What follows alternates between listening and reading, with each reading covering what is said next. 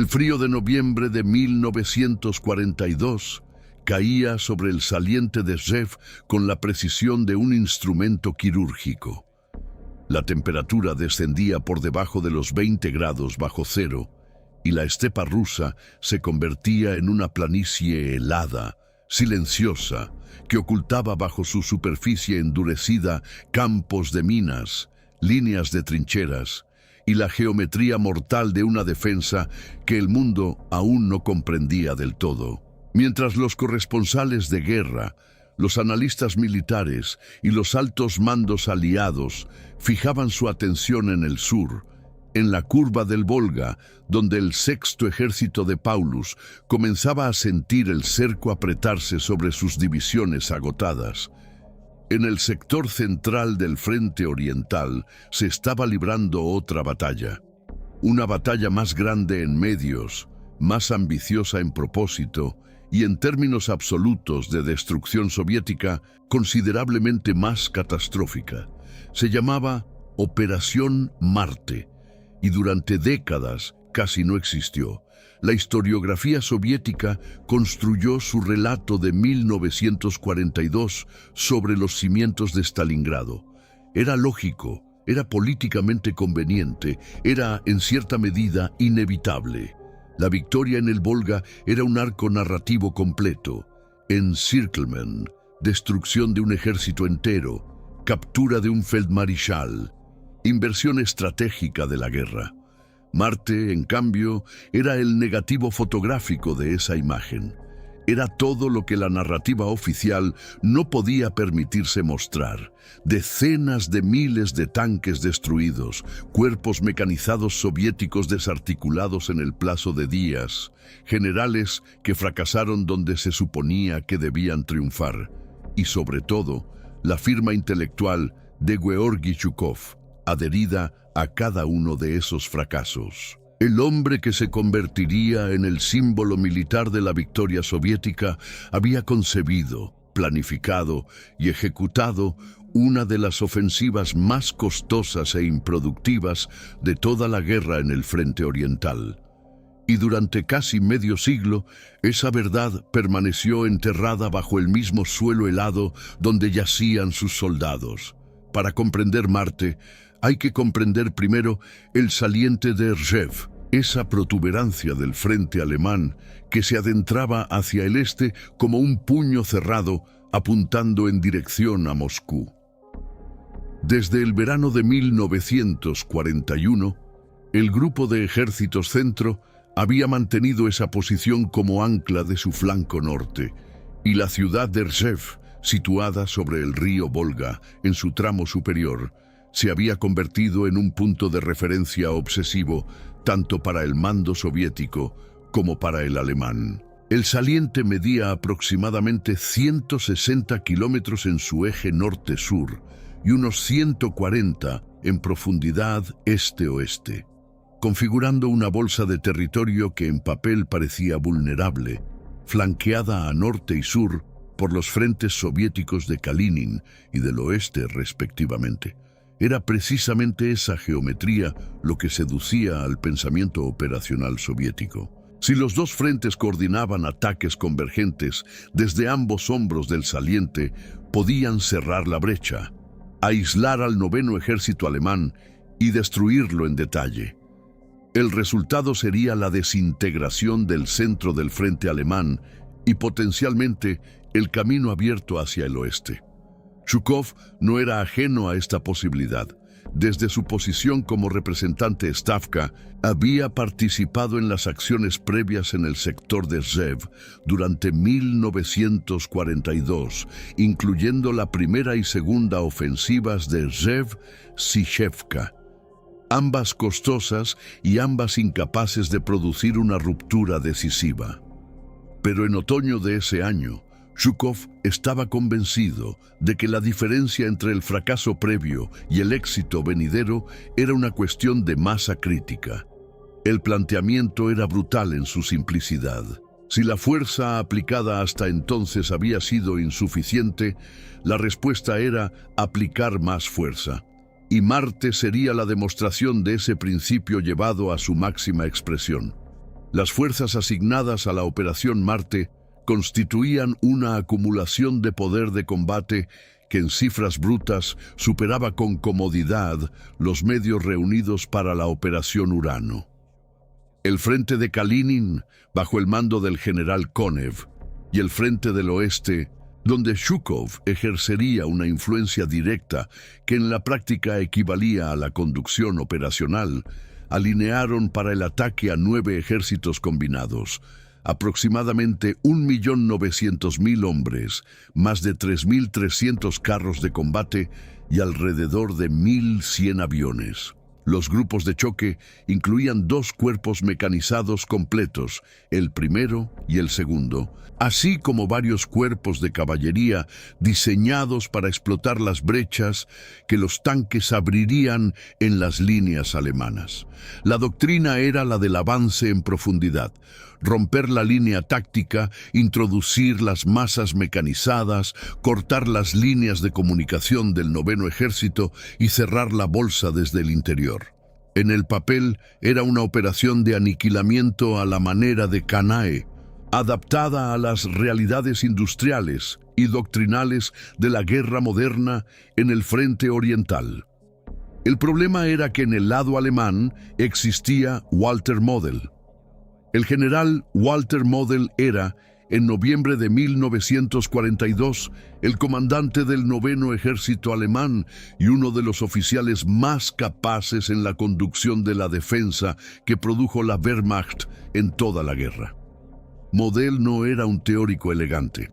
Era un practicante brutal de la guerra táctica, un oficial que visitaba personalmente las posiciones avanzadas en los momentos más críticos, que comprendía la topografía del campo de batalla no desde los mapas del cuartel general, sino desde los cráteres de los obuses y los parapetos helados de las trincheras de primera línea.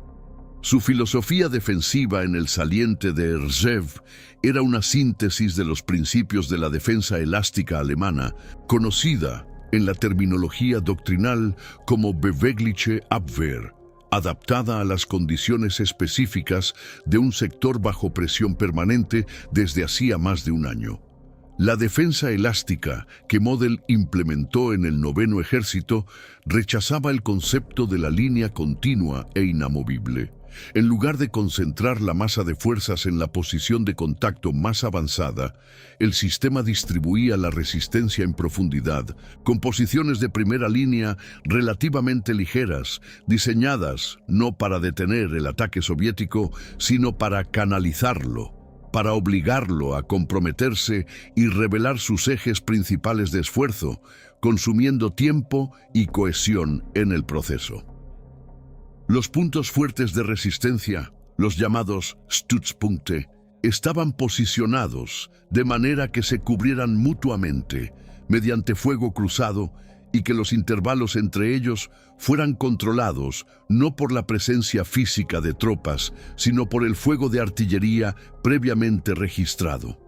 Cuando el asalto soviético conseguía penetrar entre 2 de esos puntos de resistencia, no encontraba el vacío que esperaba, sino campos de fuego preparados, zonas de muerte definidas con precisión milimétrica por los oficiales de artillería alemanes y la articulación premeditada de las reservas tácticas que Model mantenía sistemáticamente en posiciones de retaguardia inmediata. El papel de la artillería en el sistema defensivo de Model era central hasta un grado que los planificadores soviéticos subestimaron de manera consistente. El 9º Ejército disponía de una concentración de artillería pesada y de campaña que, aunque cuantitativamente inferior a los medios soviéticos, operaba con una superioridad cualitativa en cuanto a coordinación, precisión de los datos balísticos y velocidad de respuesta. Las piezas de 88 milímetros en misión antitanque, desplegadas no en posiciones aisladas, sino en redes que se solapaban, constituían la espina dorsal de la defensa anticarro. Los cañones antitanque de 50 milímetros y de 75 milímetros cubrían los accesos a los puntos fuertes principales. La artillería de campaña, principalmente los obuses de 105 milímetros y los cañones de 150 milímetros, tenía registrados con anticipación todos los itinerarios posibles de avance soviético, todos los valles, todos los cruces de caminos, todas las líneas de aproximación que la topografía del terreno hacía inevitables. Cuando los cuerpos mecanizados soviéticos comenzaron a moverse, se encontraron avanzando dentro de una geometría de fuego que había sido construida para destruirlos. La ofensiva comenzó el 25 de noviembre de 1942, 6 días después del lanzamiento de la Operación Urano en el sur. Desde el primer día, la diferencia entre ambas operaciones fue ilustrativa de algo más profundo que la fortuna táctica. Urano encontró las articulaciones débiles de la línea del eje, los sectores rumanos y húngaros que flanqueaban a Paulus, y los destruyó con una eficiencia que reflejaba tanto la calidad del planeamiento soviético como la fragilidad estructural del dispositivo alemán en el Volga. Marte, en cambio, atacaba directamente el punto de mayor solidez del sistema defensivo alemán en el frente central. Un sector que llevaba más de un año siendo preparado y reforzado por uno de los mejores comandantes defensivos de la Wehrmacht.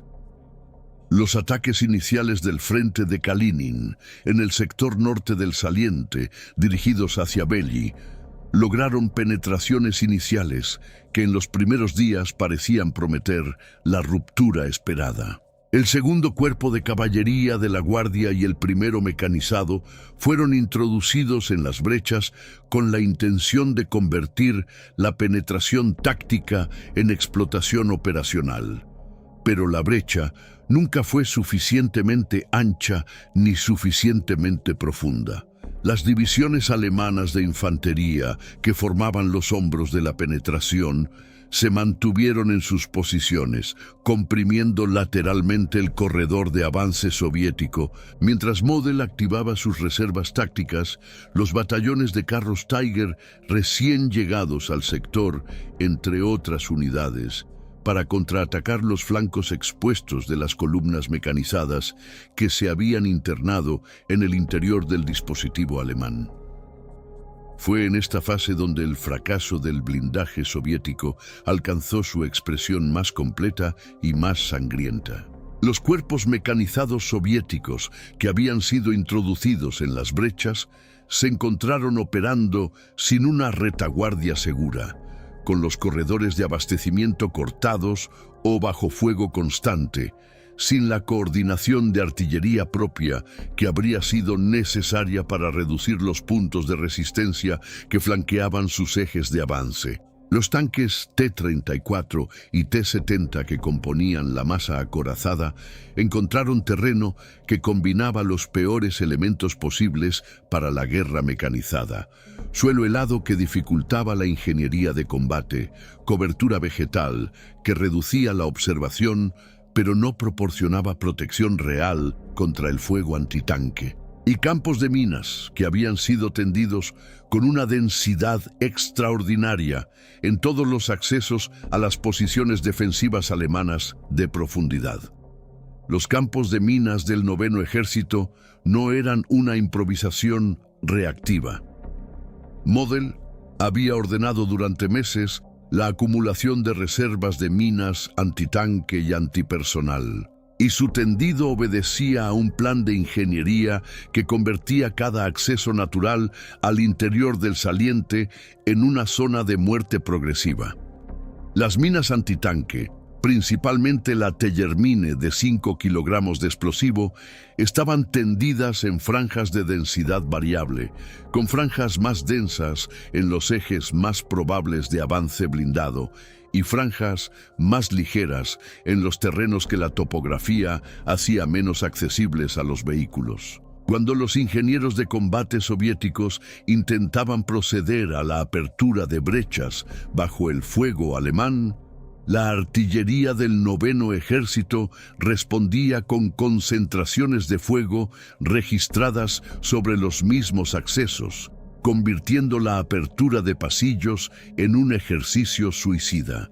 Los tanques que intentaban avanzar sin una brecha adecuada en los campos de minas sufrían pérdidas que en algunas unidades alcanzaron el 60 y el 70% del total de carros disponibles en los primeros días de combate. La frialdad de los registros de combate alemanes del período es elocuente. Los diarios de operaciones del Noveno Ejército documentan concentraciones de vehículos blindados soviéticos destruidos en puntos específicos del terreno, algunos de los cuales sumaban decenas de carros en áreas de apenas unos centenares de metros de radio. No eran combates de encuentro ni grandes batallas de carros al estilo de lo que vendría después en Kursk.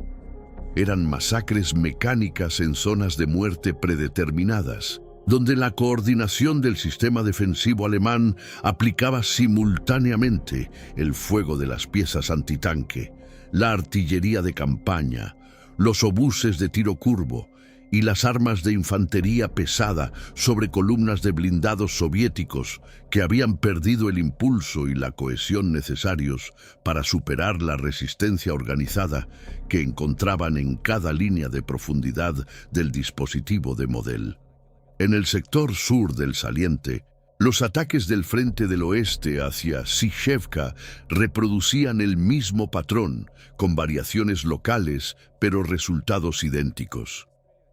Las divisiones de fusileros soviéticos, que debían abrir las brechas iniciales para la entrada de los cuerpos mecanizados, se encontraban ante posiciones defensivas que el Noveno Ejército había tenido meses para preparar, cavar, minar y registrar con los datos de artillería. El ritmo de penetración era insuficiente. Las pérdidas de infantería en los asaltos frontales eran masivas, y cuando los comandantes soviéticos intentaban buscar los intersticios del dispositivo alemán, los contraataques de las reservas tácticas de Model cerraban las brechas con una velocidad que reflejaba la profunda comprensión del general alemán de la importancia crítica del tiempo en la defensa elástica. Cada hora que los soviéticos tardaban en explotar una penetración era una hora que Model utilizaba para restablecer la cohesión de su línea. El elemento meteorológico complicó adicionalmente los problemas soviéticos en dimensiones que merecen atención. El apoyo aéreo soviético, cuya disponibilidad era ya inferior a la alemana en términos de eficiencia, fue prácticamente anulado durante periodos prolongados por las condiciones meteorológicas de noviembre en el sector central del frente. La cobertura de nubes bajas y la visibilidad reducida privaron a los cuerpos mecanizados soviéticos de la observación aérea necesaria para la coordinación de fuegos y de los ataques al suelo que habrían podido reducir algunas de las posiciones de artillería alemana más efectivas. La Luftwaffe, con más experiencia en operaciones en condiciones meteorológicas adversas y con el beneficio de aeródromos más próximos a las líneas, mantuvo una presencia táctica superior durante las fases más críticas del combate, hostigando los convoyes de abastecimiento soviéticos y las concentraciones de blindados en los sectores de retaguardia inmediata. Para mediados de diciembre de 1942, la Operación Marte estaba efectivamente terminada como ofensiva de ruptura. Los cuerpos mecanizados soviéticos que habían sido introducidos en las penetraciones del sector norte habían sido destruidos o dispersados. El primero mecanizado y las unidades de caballería que lo acompañaban habían sido cercados, reducidos y eliminados en combates que la historiografía alemana documentó con detalle, pero que los archivos soviéticos tratarían durante décadas con una elocuente vaguedad. Las ganancias territoriales conseguidas a un precio de sangre extraordinario eran mínimas, medidas en kilómetros contados, insuficientes para alterar la geometría fundamental del saliente y completamente incapaces de producir el efecto estratégico de desarticulación del centro del frente alemán que Zhukov había concebido. Las cifras de bajas soviéticas en la Operación Marte permanecieron clasificadas en los archivos del Estado Mayor soviético hasta el colapso de la Unión Soviética y su reconstrucción por parte de los historiadores occidentales, particularmente por el trabajo del coronel retirado David Glantz, cuya obra publicada en 1999 bajo el título de La mayor derrota de Zhukov constituyó el primer análisis sistemático de la operación basado en fuentes soviéticas desclasificadas, produjo cifras que explican con toda claridad las razones del silencio oficial. Las estimaciones de Glantz sitúan las bajas totales soviéticas en el periodo de la Operación Marte entre 335.000 y 500.000, incluyendo muertos, heridos y prisioneros, con pérdidas en blindados que alcanzarían los 1.600 a 1.800 carros de combate destruidos o capturados. Estas cifras, incluso en sus estimaciones más conservadoras, superan con amplitud las bajas sufridas por las fuerzas soviéticas en la Operación Urano durante el mismo periodo y sitúan a Marte entre las operaciones más costosas y menos rentables de toda la historia militar soviética en la Segunda Guerra Mundial. La comparación con Urano no es simplemente cuantitativa, es estructural. Urano tuvo éxito porque atacó donde el dispositivo del eje era estructuralmente débil, porque la coordinación operacional fue superior, porque el terreno favoreció la maniobra envolvente y porque la doctrina se aplicó en condiciones para las que había sido concebida. Marte fracasó porque la doctrina fue aplicada en las condiciones exactamente opuestas, contra el punto de mayor solidez del frente alemán, bajo el mando de un comandante que comprendía la defensa elástica mejor que prácticamente ningún otro oficial de la Wehrmacht, en un terreno que favorecía a los defensores establecidos y penalizaba a los atacantes que carecían de la superioridad aérea y la libertad de maniobra necesarias para compensar esa desventaja estructural. La construcción del silencio alrededor de Marte fue un proceso deliberado que respondía a una lógica institucional comprensible, aunque moralmente incómoda. El régimen soviético no podía permitirse que la narrativa de Stalingrado, que en 1942 y 1943 tenía una función política y de moral interior de primer orden, fuera contaminada por el conocimiento público de una derrota de semejante magnitud. Zhukov, cuyo nombre se convertía en sinónimo de competencia militar soviética y cuya figura era útil para el relato oficial, no podía ser asociado con un fracaso de esa escala. La solución fue la que sugería la propia proximidad temporal de ambas operaciones. Marte quedó subsumida dentro del contexto de Stalingrado, presentada en los documentos oficiales como una operación de diversión destinada a anclar las reservas alemanas del sector central, mientras Urano se desarrollaba en el sur. Una narrativa que requería ignorar que el verdadero propósito operacional de Marte había sido producir una ruptura decisiva por mérito propio. La ironía final de esa narrativa es que la diversión costó más que el esfuerzo principal. Si Marte fue efectivamente una operación secundaria diseñada para fijar las reservas alemanas, fue la operación secundaria más cara de la historia militar moderna. Y si no lo fue, si fue lo que los documentos de planeamiento sugieren que era, un intento genuino de destruir el centro del frente alemán, coordinado con Urano, como parte de una estrategia de dos vectores de destrucción simultánea, entonces la derrota fue de una magnitud que excedía la capacidad del sistema soviético para procesarla públicamente. El saliente de Rzhev sería finalmente evacuado por los alemanes en febrero y marzo de 1943, en una operación de repliegue voluntario conocida como Operación Búfalo, que el mando alemán ejecutó con notable eficiencia cuando la situación en el sur tras Stalingrado hizo insostenible el mantenimiento de esa protuberancia costosa. Para entonces, el noveno ejército de Model había absorbido, contenido y destruido en los sectores del saliente más fuerzas soviéticas de las que muchos ejércitos de toda la guerra habían tenido la oportunidad de enfrentar. La evacuación fue presentada por la propaganda soviética como una victoria más, la liberación de Rzhev, una ciudad que los combates previos habían reducido a escombros y de cuya población de 72.000 habitantes antes de la guerra no quedaban en el momento de la evacuación alemana más que unos centenares de civiles supervivientes. El frío de noviembre de 1942 enterró a sus muertos bajo el suelo helado del saliente de Rzhev con la eficiencia impersonal de los grandes números. La historia oficial los ignoró durante décadas con la misma eficiencia.